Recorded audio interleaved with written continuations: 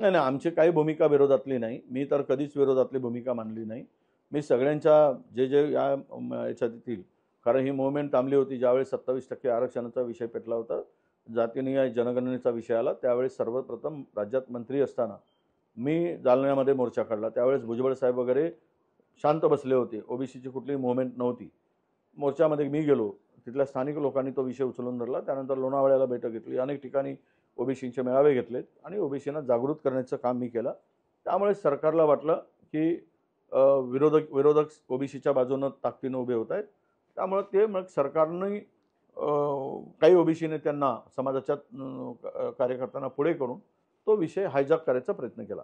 मुळात विषय माझा एवढाच आहे की सगळ्यांनी मिळून काम केलं पाहिजे.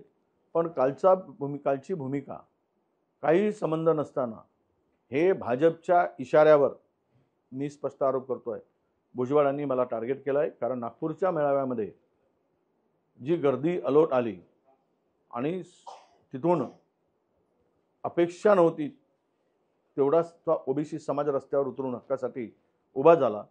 त्यामुळं भारतीय जनता पक्ष घाबरलं, सरकार घाबरलं आणि भुजबळ साहेबांना पुढे करून मला टार्गेट करण्याचं काम सुरू केलं.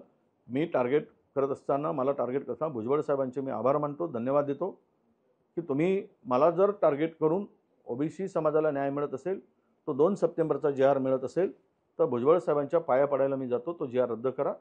तुम्ही आमचे नेते आहात आणि तुम्ही ओबीसीचे आश्रयदाते आहात.